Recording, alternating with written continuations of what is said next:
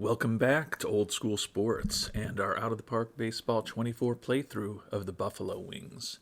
We are in early February 2040, getting ready for the start of spring training, which is 25 days away at this point. Looking forward to seeing what these Buffalo Wings can do in the regular season as we pursue a 13th consecutive playoff berth with this franchise.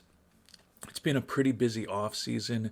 Most recently, we've been focused on the international amateur free agent period, where we've been a bit more active than normal in terms of the number of players that we've purchased or purchased the rights to. We've ended up signing 6 players thus far, and we've still got over $2 million left. I think we're done signing players at this point, and we're going to use that $2 million plus, hopefully, in a trade to bolster our chances of winning this year. 5 starting pitchers and a shortstop signed, or I guess more accurately, 5 starting pitching prospects, many of whom will probably end up working in the pen if they work at all in the majors.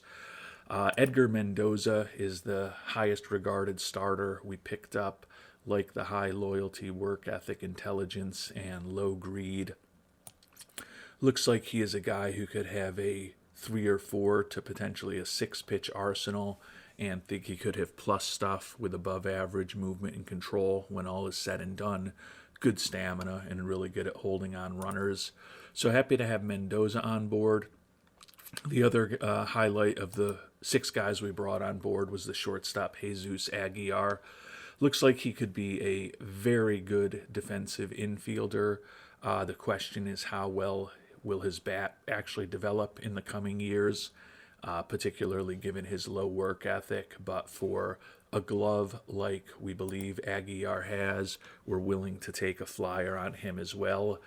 The other 4 players that we picked up, as I mentioned, are pitching prospects who were generally bargain basement type purchases. Not sure if any of them will turn into anything, but we are going to continue investing heavily in player development and scouting to try to keep this farm system moving in a good direction.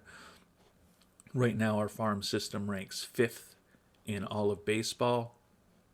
And when we get into the financials, we've got $16 million set aside for scouting and $35 million set aside for player development right now. Would hope that we can get those numbers up a little bit, hopefully higher than where they were a year ago when all is said and done.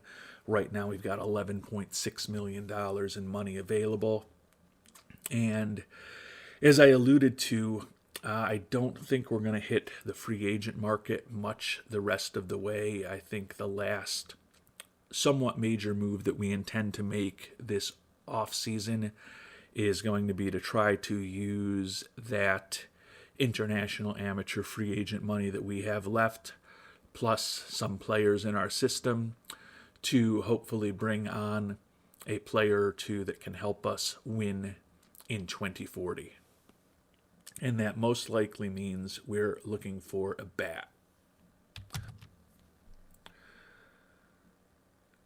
And with the composition of our team right now, in a perfect world, I would prefer that bat be an infielder. Unfortunately, the cost for the infielders on the trade market that also can hit a little bit is prohibitive in my view at this point, and most of the teams that have them don't seem particularly interested in valuing that international amateur free agent money that we have highly. So I think we're going to pivot and try to pick up an outfielder. And part of the reason why is, you may remember, we made the trade for Daniel Meza a couple of months ago with Nashville, envisioning him as a right fielder for us. But Meza, over the course of his career, has actually primarily been a third baseman. He's got decent range and a gun in terms of his arm. His error and his double play ratings are not great. But over the course of his career, he's played 344 games, including 284 starts at third base. So he has played left and right more often at this time. But my thought is if we end up picking up another corner outfielder, we can move Meza over to third base for the first 2 or 3 months of the season until Mr. Contreras, one of the top prospects in baseball that we traded for this past offseason, also is ready to join the infield. And then at that point, perhaps Meza shifts to first base. Perhaps he shifts to a DH role. Perhaps we have some injuries at that point, and we can slide him back into a corner outfield role. I don't think it's optimal to have Meza as our third baseman for the long term. But if Contreras doesn't make the team coming out of spring training, moving Meza over to third, going with Seifu at second, Anderson at short, and then Heiner most likely at first, is the infield that I am inclined to go with. We'll see how everything shakes out. We'll see if I can get the trade that I think I can get done to bring on another outfielder. And if so, that's tentatively the way we'll envision this roster looking. As I said, it's also conceivable that Contreras makes the roster out of spring training if he develops well in terms of some of his defensive skills and continues to improve his hitting ability, in which case we probably have an extra corner outfield bat. But given that injuries will happen, and given that our offense has struggled at times in recent years, I'm not going to turn down the opportunity to have an extra bat on this team.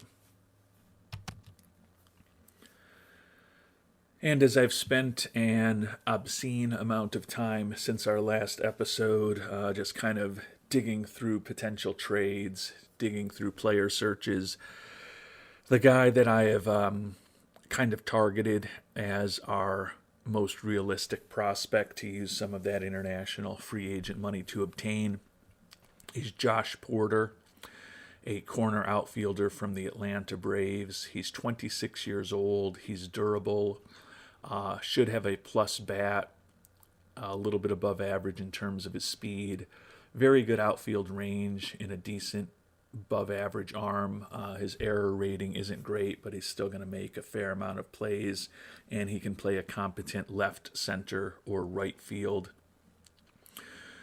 Over the course of his 3 years in the majors, Porter now has 613 at-bats, so he's basically played a full season. You can see 153 games played, 151 starts, hit .284 with 34 doubles, 14 homers, 123 WRC plus. So he looks like he could be a good, solid offensive player. Not a superstar, but a guy who could help us. Also do like the fact that he's durable. Quite honestly, when you look what he's done over these first few years of his career, the home run power has been disappointing, but his profile is not dissimilar to a guy we happened to trade for with the Braves last year, and that's Juan Romero. And Juan Romero was also a 26-year-old when we were trading for him, and he had spent 2 seasons in Atlanta and had not displayed great home run power, despite the fact that we thought it was in there. Now, Romero's home run power we think is a little higher, but Romero did go from a guy who had hit 27 homers in 2.5 years with the Braves to a guy who hit 35 homers and 108 ribbies with us last year. Not expecting, if we trade for Mr. Porter, that type of power as far as home runs, because he just doesn't have the same home run potential, we think, as Romero does.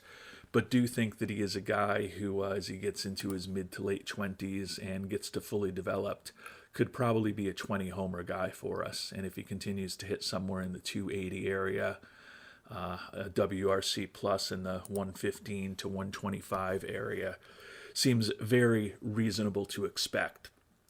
So I think that Porter is a guy who could definitely help our offense. He's also a guy, despite the fact that he's been up for parts of 3 years, only has 1 year, 12 days of major league service time. So fortunately for us, he's also a guy who's going to be making the major league minimum the next couple seasons, most likely. So that will help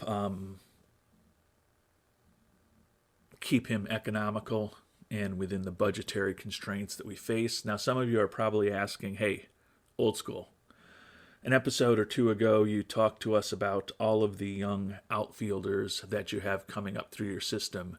So why the heck are you going and trading for another outfielder?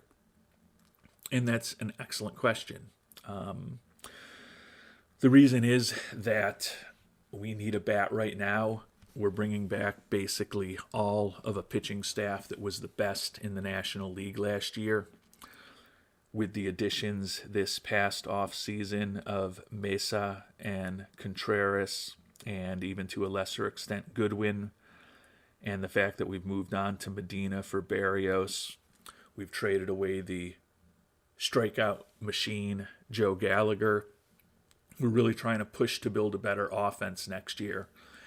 And I think Porter can be a guy who contributes to that in 2040 as we're trying to make, hopefully not a last run towards a World Series championship with this squad, but realistically, we could be in the later stages of this run that's had us in the playoffs for a dozen consecutive years.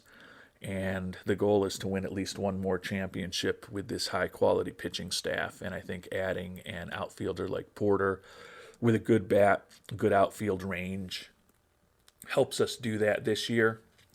And given that he's making the major league minimum for the next couple years, and then he's going to get into his arbitration years, he's a player who we could probably trade away and get some value back for in return if we need to make space on the roster for some of the young outfield talent that we have coming up. So admittedly, it's not a perfect solution. If there was a second baseman or a third baseman or a shortstop with a nice glove and a nice bat that was attainable, I'd have preferred to do that.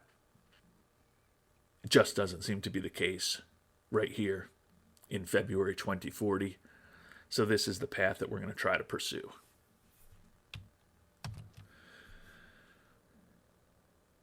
And on the trade screen, the only guy that Atlanta would trade straight up for Mr. Porter is Eric Barbarito, who we still have hope for is a good starting pitcher. He was our first-round pick in 2033. He has not been good in his year plus in the majors, with a 6.17 ERA as a September call-up in 2038 and a 5.27 ERA primarily as our number 5 starter last year. But we still think his stuff and his fastball can get a little bit better. Have him penciled in a battle with Devin Cabuto to be our 5th starter this coming year. Would prefer not to give up Barbarito.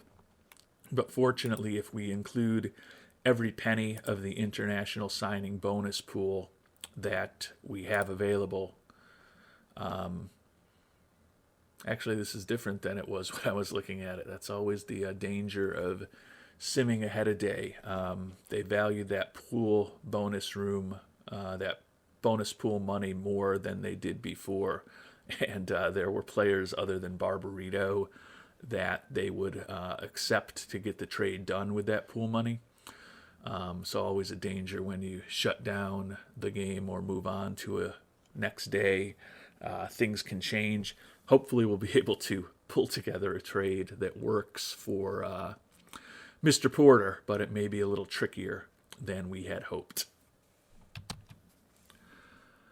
All right, we do finally have a deal similar to the deals that I had been working on yesterday before I shut things down. Comprised here, and we will be bringing on the left fielder Josh Porter, as well as 2 kind of replacement level relievers, Joe Gibson, a guy who does have 3 option years left, almost 25 years old, and Nate Rye, another guy who has 3 option years left, also close to 25 years old. Don't think that either of these guys are going to make an impact with our pitching staff the way that it is unless we have some injuries, but they do help bolster our minor league system and give us a few options if we happen to have some significant levels of injuries in the majors over the next couple years, we could bring these guys up and they could do a yeoman's job, most likely, as one of the final arms out of our pen. And we'll also get $600,000 in cash back. To make this trade happen, though, we have to give up the full $2.07 million in international bonus pool money that we have. We have to give up center fielder Kevin Bin-Musa, who was a minor league free agent signing about a year and a half, actually almost 2 years ago at this point. He's 32 years old. He does have a captain personality, so hate to lose that from the minors, but that's really the only reason we had him in our minor league system. He's certainly not a prospect at this point.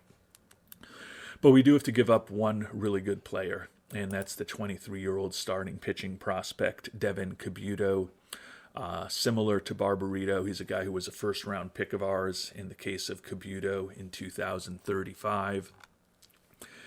He had an excellent year last year, 9-1 with a 2.15 ERA at AA Albany, 5-3 with a 2.68 ERA at AA Utica, 5-3 with a 2.68 ERA at AAA Albany, and then he was 3-2 with a 3.62 ERA in September when he took over as our fifth starter for the aforementioned Eric Barbarito. Great personality, number 79 prospect in baseball. You may ask, why the heck are you giving up Devin Cabuto? And the reason is we've got a lot of young pitchers coming up behind him. We already said that Cabuto and Barbarito were going to be fighting for the number 5 role in the rotation this year. And the reason I'm willing to give up Cabuto rather than Barbarito is that we only think Cabuto's stuff is going to be average, which means that I don't think he's ever going to be a dominant starting pitcher despite his really good movement on his pitches and above average control. We kind of think that best case scenario, he's a third starter. Realistically, he's probably a fourth or fifth starter. And we've got a lot of guys similar to that coming up that are going to be hitting our major league team for the next few years. So it's a high price to pay, but my thought is Barbarito, we still think has the potential to have 60 stuff. And I think that although Barbarito thus far at the major league level has been disappointing in what we've gotten from him,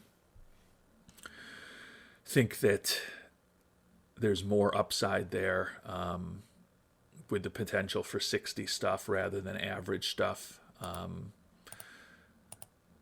Barbarito and Cabuto are both durable.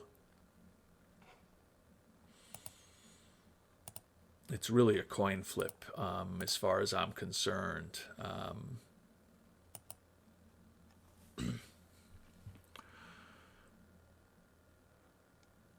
I just think there's potential with Barbarito's better stuff that he could be a ultimately somewhat better pitcher at the major league level. Certainly no guarantees because the movement on his pitches isn't the same as Cabuto's is.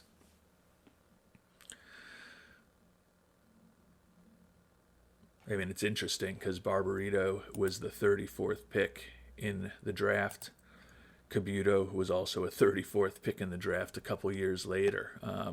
So you can see that we've been putting good seasons together even 5, 6, 7, 8 years ago, where we were picking at the end of the first round with the compensatory picks that came in before number 32. Now I'm kind of torn.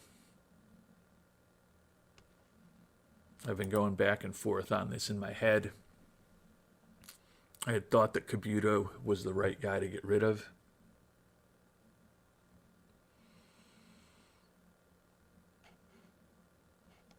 And now I'm wavering. Because Cabuto with 32 days of service compared to Barbarito with 1 year, 33 days of service. He's going to have an extra year till he's not making the major league minimum anymore. Barbarito's stamina is a bit better.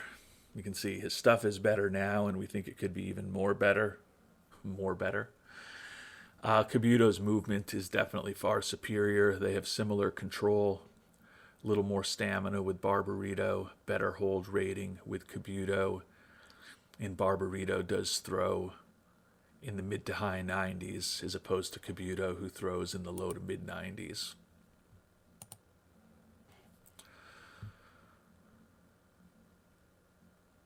And as we saw at the beginning, we could get Porter straight up for Barbarito without including that international bonus pool money.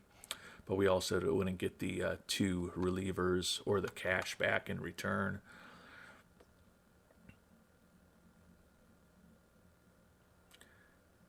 I still think when all is said and done, I'm going to stick with the guy who's got a little bit better stuff in Barbarito. I also want to extract some small amount of value from this international bonus pool money that we have.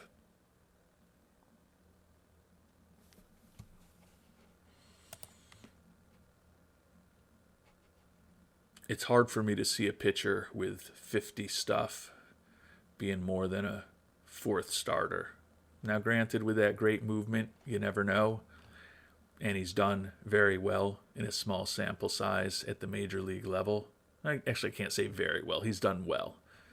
I mean, his FIP minus was still 109 in that small sample size of the 27 2/3 innings that he pitched, and he gave up 4 home runs. So it wasn't perfect for Kabuto, but it certainly was better than what we've seen from Barbarito. But given that we're envisioning both of these guys as 4th or 5th starters for our team for the next several seasons, and they're probably going to be pressured to hold on to those 4th or 5th starter roles with the pitching talent we have coming up behind them, the opportunity to add a young, cost-effective, good bat to our team in Josh Porter is enticing to me, and we are going to go ahead and complete that trade. Fans happy that Porter is around, Kabuto is gone. That pretty much probably locks in Barbarito as our number 5 starter this year in camp and likely when the season starts. Could mean that we wait a little bit to bring Contreras up. But I think we've helped the offense with one more move. Porter and Romero from the Braves should be 2 of the top hitters in our lineup this year, and both guys that we've picked up over the last 13 or 14 months from the Atlanta Braves organization.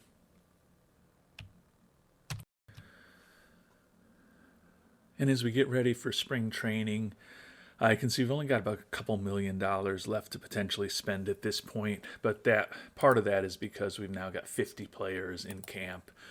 All of those players aren't going to end up on the major league roster. We've also signed a couple guys to minor league contracts with major league options, or maybe the nomenclature is reversed on that, but guys who will get paid $1.5 million, $2 million if they make the major league team, but we intend to have in AAA. So when we finally get down to our 26-man roster, we'll have a little bit more than that to spend. That said, we have boosted scouting and player development a bit, so they're both $500,000 more than they were a year ago for us at $17.5 million and $36.5 million. In a perfect world, we'd like to maybe make those a little bit higher when we break camp out of spring training. But right now, that's the level that we will have them at as we begin the early days. Got more pitchers than normal in camp this year. And as our number 6 starter, a guy who's not going to make the major league team most likely, we have Jim Lance. He was our 2nd round pick in 2036, viewed as the number 47 prospect in baseball. Had a really nice year last year between A ball, high A ball, and double A ball. We look at what his potential arsenal could look like, and he's part of the reason we were able to, or willing to, move on from a guy like Kabuto, because we think that with the stuff that we think Lance could have, in addition to great movement on his pitches, he could certainly be a better pitcher than Kabuto in a couple of years. And although he's likely to begin the year in Double A or Triple A, we're going to pitch him every sixth day here in spring training and see perhaps what he can become. We also are going to have Alejandro Contreras in camp, regularly playing second base, which is a position that he needs to learn against right-handed pitching, even though his... actually, it's kind of weird. I'm pretty sure that when we had looked at Contreras before, his adaptability was low. But now that we made him a second baseman, it says that his adaptability is... average. Let's see if we switch that back. I guess his lack of adaptability, maybe the fact that we're trying to have him play a different position helps that a little bit. But anyways, we're going to play Contreras second base every day against right-handed pitching in spring training, and then also play him at short against left-handed pitching. Basically just trying to get him as much playing time as possible before we have to make a decision as to whether he's going to begin the year in AAA or with the Major League club. Certainly expect that he will be with us at some point this year. Hopefully that combination of a good glove and what we think will eventually be a good bat will be an asset for this team going forward. And here at the start of spring training, Tim Hull, our former utility infielder, has finally signed. Looks like he signed a $1.36 million one-year deal with the Braves. We had a $6 million option on him a year ago that we declined. Like his defensive versatility, but with that 40 contact, he has just really struggled to hit the last few years. He's 32 years old now. Felt like with the addition of Goodwin this offseason and potentially bringing Contreras on board, in addition to having Seifu, Anderson, and Tiley in the infield, just didn't really have any need to bring Mr. Hull back. But the fans are still a little upset that the fan favorite, who was once our starting shortstop and has been a utility infielder for us the last several years, is no longer officially a member of our organization. Well, we've made it to the end of spring training. Fortunately, no real significant injuries. A couple guys who are banged up. Elvin Jimenez, the excellent reliever, 35 years old now, out for the next 5 days with a sore elbow. So he should be ready by the second or third game of the season. No harm, no foul there. Nelson Vallejo out for another day with a tired arm. He likely will be beginning the season for us in AAA anyways. And then Tegan Tiley, the utility infielder, sprained knee that's going to impact him for another couple days. Also dealing with a hyperextended ankle that's going to impact him for about a week. So conceivably could start him on the IL. Would mainly do that if we decided to have Contreras on the major league team. Otherwise, probably we'll just let Tiley sit out the first couple days of the season, since we do have a few days now until the season actually begins for him to heal. Taking a look at the starting rotation, likely to go with Barajas, Shazier, Mendoza, and Estrada as our top four as usual. Eric Barbarito hasn't been good, but likely will slot him in as the number 5 guy. And then Jim Lance, the youngster, was fine, 2-1 with a 4.85 ERA. 22 years old now. I think he could definitely use a little more seasoning. He was 4-1 with a 2.98 in 42 1/3 innings at Double A Utica last year at his final stop as he moved up through our farm system. So tend to think we'll probably start him right out in Triple A, and he should be a guy who could help us in the not too distant future. Contreras was the big story of spring training. You can see he's developed decently at second base. Now can play first, second, or short for us. At some point might make sense to train him up a bit as third base. Big question with him is whether we want him in the majors from the start or whether we're going to give him some more time in the minors. And as you can see, his low adaptability is back. So it looks like he must be right on the borderline there between low adaptability or average-ish adaptability because unless I'm making things up, that was not there when we checked in on him about a month ago at the start of spring training, but I know it had been there before. So now we've got some decisions to make to get this team down to the 26 players that are going to head north with us. So that's what I am going to focus on offline until the next time you hear my lovely, monotonous voice. And the first decision we've made as far as our 26-man roster is the excellent young prospect Alejandro Contreras, who's played 6 games above A-ball, all with Houston at the end of last season. We are going to start in Double-A. The main reason is that looks like he's going to have an excellent relationship with our pitching coach in Double-A, who's also an excellent with our hitting coach in AAA. I don't care about his relationship with our pitching coach, but he's going to have an excellent relationship with our hitting coach in Double-A. Boy, I'm saying everything wrong here. Contreras, we are sending to Double-A, as he will have an excellent relationship with our Double-A hitting coach, and hopefully that will jumpstart the improvements we think he can make in contact, gap power, home run power, and avoiding strikeouts. Intend to have him up before not too long. Think he would be okay at the major league level, but given that he's got such an ideal relationship with the hitting coach in Double-A, we are going to start him in Utica. Hopefully have him there for a couple of months, develop a bit more, and get him up with the big club before the All-Star break, hopefully.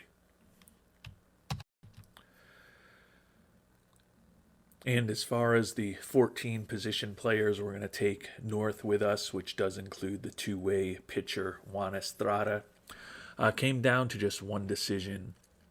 Makai Kabil, first baseman, 25 years old, who we picked up in the Rule 5 draft. Like the fact that he can draw some walks, like that he's durable. Don't love his unmotivated personality with low leadership ability, adaptability, and work ethic. He's a first baseman, could also play third base in a pinch. Has played just 24 games above the Double-A level in his career, where he was productive in a brief stint in Triple-A at the end of last year. Came down to Makai Kabil, or Tylen Hotaling, who was a 5th-round draft pick of ours in 2034. Also durable, pretty good contact hitter. Hit .314 with 22 homers and 80 ribbies last year for AAA Albany.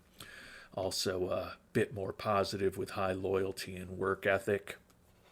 And I think largely because of the more positive influence that Hotaling is in the clubhouse, we're going to send Makai Kabil back to the Houston Astros. So Hotaling, a bit surprisingly, makes the team out of spring training.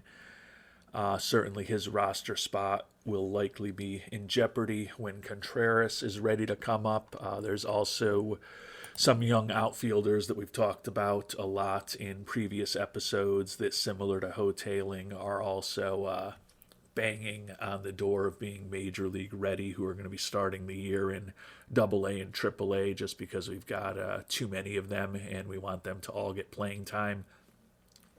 Some of those guys could supplant Hotaling at some point, but given that Hotaling's already 24 years old, he's almost fully developed. Having him sit on the bench most of the time at the major league level is less detrimental to his potential development, since he's 24 years old and largely developed at this point. So that helped Hotaling get the call over some of the other young outfielders who may have a little bit more upside than Mr. Hotaling does at this point in his career. And for our pitchers, we're down to 15 players, so we need to cut 2 more to get it to 13. There's 3 players fighting for the final spot on the roster. 2 of them are our Rule 5 picks, one of whom is Bobby Austin, who we picked out of the Montreal organization. Like the fact that he's an Iron Man, like the fact that he's potentially got plus stuff, only slightly above average, movement below average, control kind of average. He's spent a little time in Montreal over the last couple of years with mixed results. Is a guy that has enough stamina to be an emergency starter, throws in the mid to high 90s. 28 years old, don't envision him as a big part of our future, but he's got a chance to make this team. He's battling with Robbie Farrell, who we picked up in a trade with Boston a couple years ago.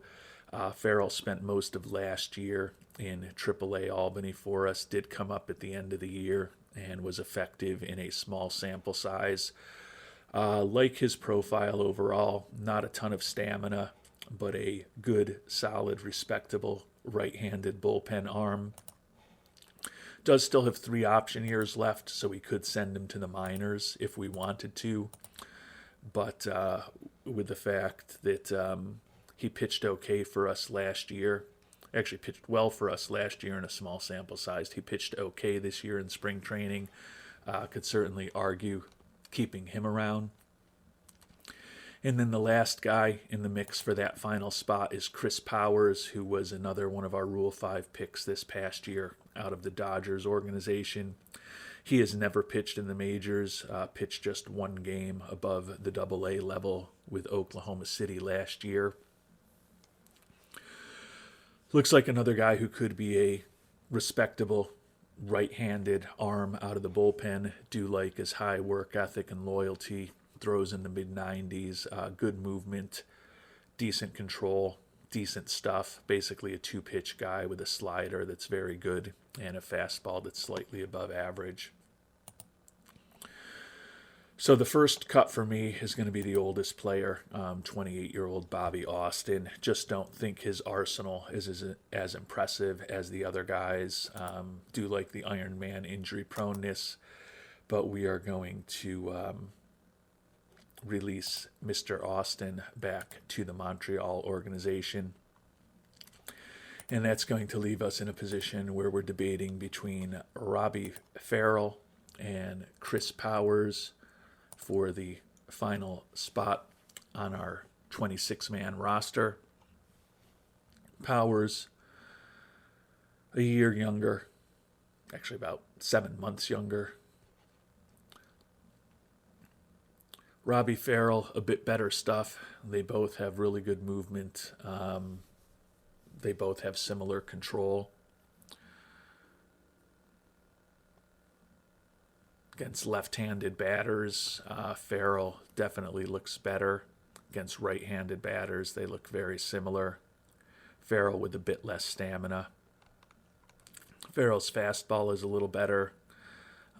They both have pitches that are pretty good in terms of Powers' slider and Farrell's change. And Farrell also has a nice splitter in his repertoire as well.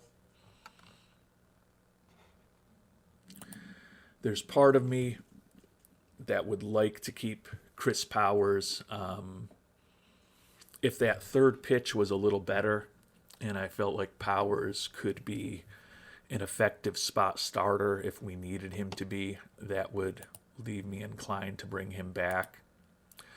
But although Robbie Farrell does still have minor league options, in my opinion, he clearly has the strongest pitching profile of any of these guys, and kind of time to see what he can do at the major league level. So we picked 3 guys in the Rule 5 draft last year. We felt it was going to be a challenge for all of them to make our 26-man roster.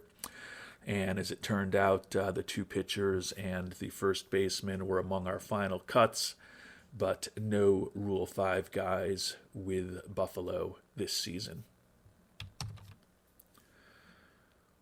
So when all is said and done, the 13 pitchers that we're going north with going to look very similar to a year ago. The starting rotation is the same 5 guys. The only change is that we've promoted Alexis Mendoza to our number 2 starter, moved the veteran Sincere Shazier back to number 3 in our rotation, but Barajas, Mendoza, Shazier, Estrada, and Barbarito, the same 5 starters we broke camp with a year ago, and they basically were all healthy the entire season. As we talked about at the beginning of this episode, Barbarito, we moved to the bullpen in September when we brought Devin Cabuto up, but hopefully we'll get healthy seasons from all of them again, which will certainly help us try to maintain the best pitching staff in the National League again this year. Joe Scott, coming off of that injury that cost him the end of last year, back as our closer. Nate Ruckel back as our stopper. Elvin Jimenez back in a setup role. Damani Hainsworth, who we traded for this offseason, not back, but will also be in a setup role. Mike Waters back in a middle relief role. Ben Borgian, who split last year between Albany and Buffalo, also a middle reliever with his left-handed arm. Robbie Farrell, as we talked about, makes the team out of spring training for the first time. And David Espinoza back as a left-handed reliever out of the bullpen once again. So 3 lefties in the pen, in addition to the lefty Juan Estrada in the starting rotation for the Buffalo Wings here in 2040. And as we've been trying to piece together our lineups, we're actually going to make one change. Poor Mr. Tylen Hotaling, who thought he was going to make the team out of spring training, because he's a left-handed hitter, and we could actually use a right-handed bat against left-handed pitching to get some playing time. We are going to demote Mr. Hotaling to AAA Albany, and we are actually going to bring up Jesus Rivera. You may remember as our international free agent signing in 2033. Like his glove, like his work ethic, his bat is not completely developed at this point, but he did hit 281 in AAA last year after hitting 284 in AA Utica. He's almost 25 years old, so even though he's not fully developed, I'm willing to have him not necessarily playing every day, but just feel that bat of his against left-handed pitching is one of the better options that we have available as a platoon player to us. So Mr. Rivera will be making his Major League debut for us on the 26-man roster, and he will be regularly playing against left-handed pitching for us and hopefully get an opportunity to pinch hit from time to time and be a defensive substitute in the rest of our games. Hopefully we can get him 200 to 300 at-bats this year at the Major League level to not completely stymie his development. But again, he's also almost 25 years old, so at this point he's a guy who kind of is getting close to the he is what he is kind of stage of development.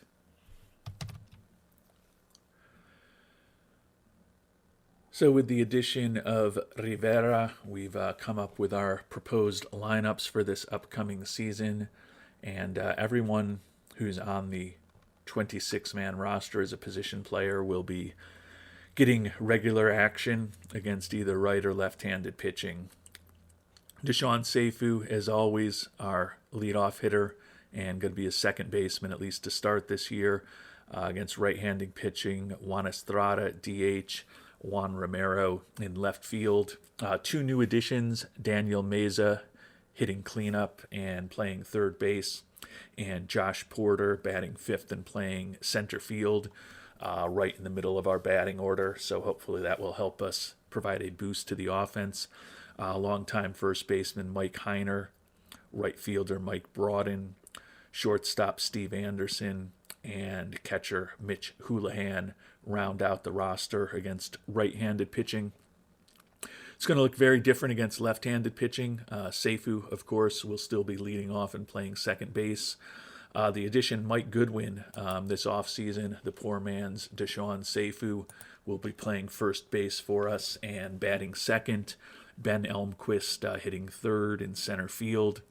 Juan Romero slides into the DH role and slides back to fourth against left-handed pitching. Josh Porter still bats fifth, but will be playing right field against left-handed pitching. Tegan Tiley takes over at third base. Jesus Rivera will be playing center field. Jorge Berrios will be our catcher against left-handed pitching as he makes his Major League debut. And for the time being, Steve Anderson is going to be our everyday shortstop. As soon as we get Contreras up, certainly could be looking at a platoon situation or even potentially moving Anderson to second base.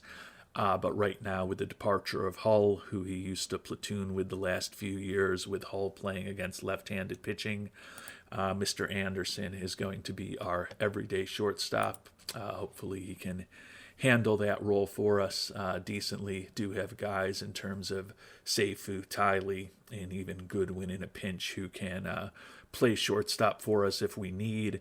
But defensively, once Contreras is up with the big team, we'll feel much better about our infield defense. And we've simmed ahead a couple of days till opening day, still dealing with minor injury issue with Tegan Tiley, still going to be out for 3 more days with that hyperextended ankle, so we will probably not push him. Think we'll be fine starting the season. Other than that, everyone on the Major League team is healthy and ready to go. Take a look at the preseason predictions here. And over in the American League, the Brewers and the Guardians both expected to win 100 games in a great battle in the AL East. And the Mariners expected to edge the Twins by a game in the AL West. Moving to our National League, our Buffalo Wings, at least in this simulation, were projected to have the best record in baseball. 105-57 records would be a 13-game victory over the Phillies, 15 games up on the Braves, and 18 games up on the Expos, if that all goes as expected. With 624 runs against, looks like we're expected to be 4th in the National League in terms of runs against. But to have a much more productive offense that we've had in recent years with the additions that we've made, would love it if that's the way it goes down.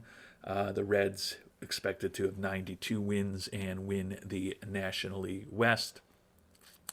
Taking a look at the top hitters, at least in this simulation, Deshaun Seifu with a nice bounce-back year, gets the batting average back up to 300, steals 74 bases.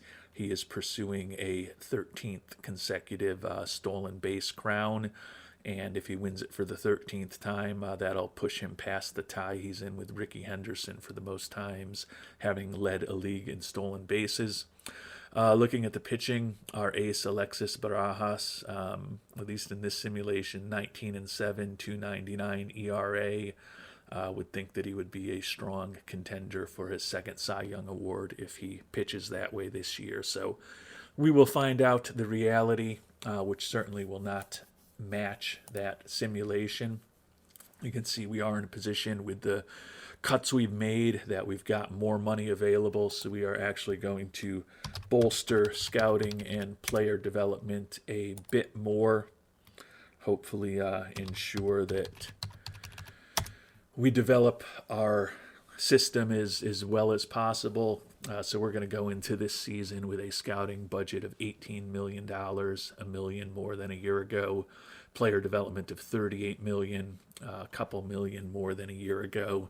And that still will leave us with over $7 million to potentially play with as we get closer to the trade deadline and potentially make some moves, since we are definitely a win-now team. I want to have some financial flexibility, and if we can't use it to pick up players and trade, hopefully we will use it in an effort to maybe sign and draft some guys a bit above slot in the middle rounds of the draft coming up. So looking forward to seeing what this Buffalo Wings team is going to do here in the 2040 season. As I mentioned, we are pursuing at this point a 13th consecutive playoff appearance, but the last 3 years have been disappointing after good regular seasons, including 2 division titles and 2 times having the best record in baseball. We've been wiped out in our first round of the playoffs 3 consecutive years after we won the World Series 2 out of 3 years prior to that. So the goal is to hopefully manage this team to another NL East title this year after that 3rd place finish a year ago. In a perfect world, we'd love to have home field advantage throughout the playoffs, and then hopefully we can use those two things in October and into November to get this team back into a World Series and hopefully win a World Series. We're all in on this season. As I talked about, we've got some money if we need to bolster things as the season moves on. Feel like with the likes of Contreras in the minors, we've got some obvious guys who can help bolster this team organically as the season moves along. And interesting in seeing how this all goes down. And we'll find out how the season begins in our next episode. Until then, thanks so much for watching, and hope you have a great day.